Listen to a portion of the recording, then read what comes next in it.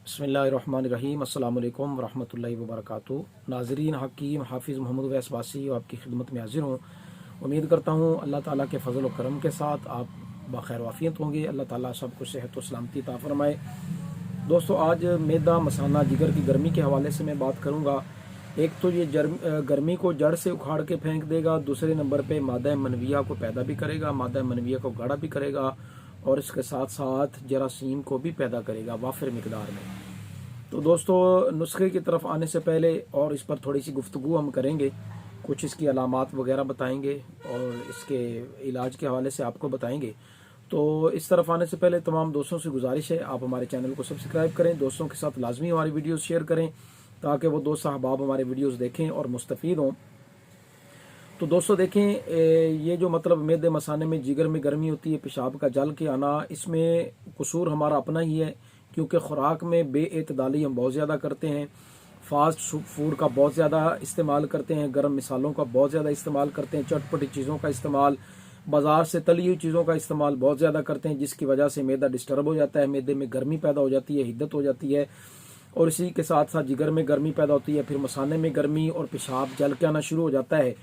और इसके साथ साथ क्या मसाइल पैदा होते हैं कि मादा मनविया जो है वो उसका पतलापन हो जाता है गर्मी की ज़्यादती की वजह से, और फिर टाइमिंग की कमी का मसला हो जाता है। कई लोगों को जरियान का मर्ज हो जाता है, ज़कावत हिस्स के शिकार हो जाते हैं, टाइमिंग की कमी हो जाती है, एहतलाम कसरत के साथ आना शुरू हो जाता है, बेशुमार इसकी वजूहात हैं।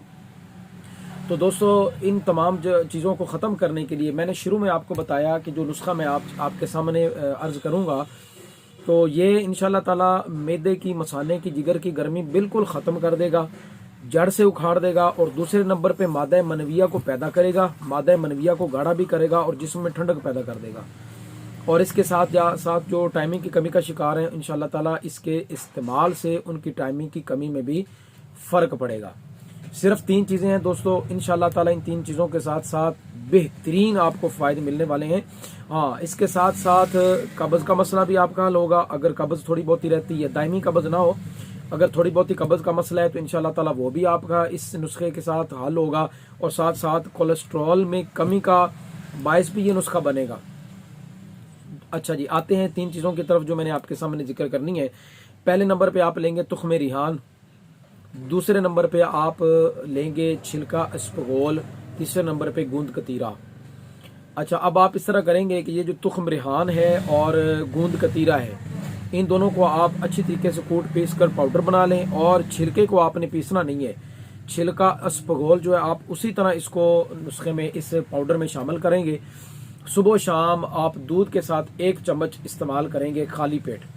इंशाअल्लाह ताला चंद दिन के इस्तेमाल से ही आपको फ़र्क महसूस होना शुरू होगा और वाज़ेह फ़र्क होगा। इंशाअल्लाह ताला गर्मी ख़त्म होगी, पेशाब की रंगत तब्दील हो जाएगी, जो पेशाब जल के आ रहा था, जलन के साथ आ रहा था, इंशाअल्लाह चंद दिनों के इस्तेमाल से जलन ख़त्म होगी। इंशाअल्लाह ताला मैदे मसाने जिगर की गर्मी का इखराज हो जाएगा, साथ साथ मादा मनविया गाढ़ा होगा, मादा मनविया पैदा होगा और उसके साथ साथ जब ये सारी चीज़ें हो जाएंगी तो इंशाअल्लाह ताला इसकी वजह से फिर टाइमिंग की कमी का जो मसला था वो भी आपका हल होगा, यानी टाइमिंग भी बढ़ जाएगी, स्पर्म की जो कमी थी इंशाल्लाह उसकी तादाद में भी इजाफा होगा। तो दोस्तों, ये था आज का हमारा नुस्खा। इसके हवाले से जो मैंने चंद बातें आपके सामने रखी हैं, आप परहेज़ भी लाजमी करेंगे।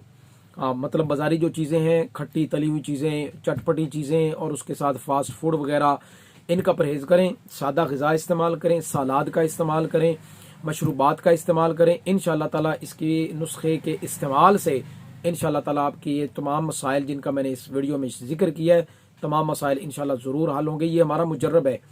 अल्हम्दुलिल्लाह, मैं अपने मरीज़ों को ये चीज़ें इस्तेमाल भी करवाता हूँ जो मैं आपके सामने पेश करता हूँ।